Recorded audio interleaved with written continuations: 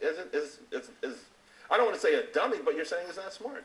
Look, we spent the last decade hearing from our friends in the rest of the media how George Bush was the stupidest president of all time, Sarah Palin the dumbest vice presidential candidate of all time. This rhetoric has been going on for a while here, but you have to look at the presidency of Barack Obama, rate it on its performance, rate the president on his performance, and ask why he keeps making elementary political mistakes across the board.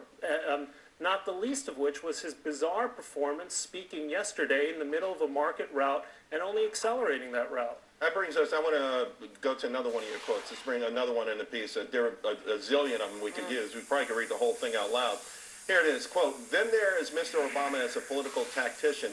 He makes predictions that prove false. He makes promises he cannot honor, and he raises expectations he cannot meet. He reneges on commitments made in private, and he surrenders positions staked in the public. He is absent from issues in which he has a duty to be involved, and he is overbearing when he ought to be absent." Give us an example of what you mean by that. Look, here's a president who says that or a candidate who says that when I become president, the seas are going to stop rising.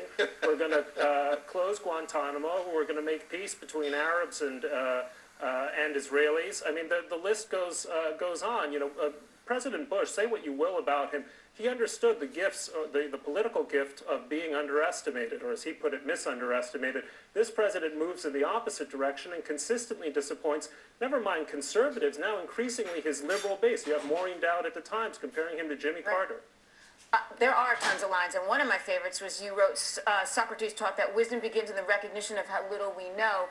To me, it seems like he's a one-man ship. He doesn't really care about the people around him. We've seen it time and time again that his teams are leaving because he's not listening to them. Yeah, I mean, it's really extraordinary. In 2008, the New Yorker had a quote from an aide to President Obama in which he said something. I put it in the column. I said, "I know more about policies on any particular issue than my policy directors. I think I'm a better writer than my speech writers.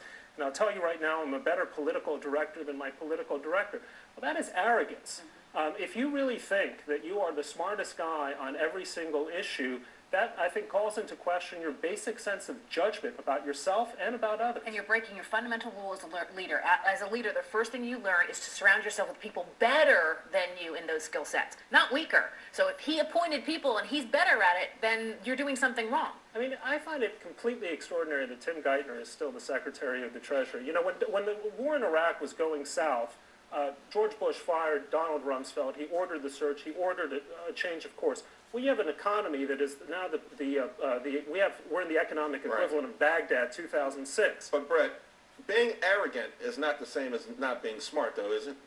No, you can be arrogant and you can be smart, and you can be arrogant and you can be stupid. And there is an arrogance to Barack Obama, but there's a fundamental lack of wisdom across the board. And by the way, you know, there's this idea afoot that if you went to Columbia, you went to Harvard, that makes you smart. You know, I went to the University of Chicago. I was surrounded by lots of very smart people who didn't amount to very much in life, and I knew some dropouts who then became extraordinarily bright. To say that academic achievement, and actually we never really knew his test scores, but that's another story, is the equivalent of being smart, much less being capable for the job he's in, is simply false. Only someone who's in academia can actually believe that grades are what counts for most in life. And I guess you might be able to also, along the same line what you're saying, throw in the ability to be a great speaker doesn't also mean that you're smart as well. You know, when he was running for president, he came out with this line, "Yes, we can." At the time, my son was 3 years old.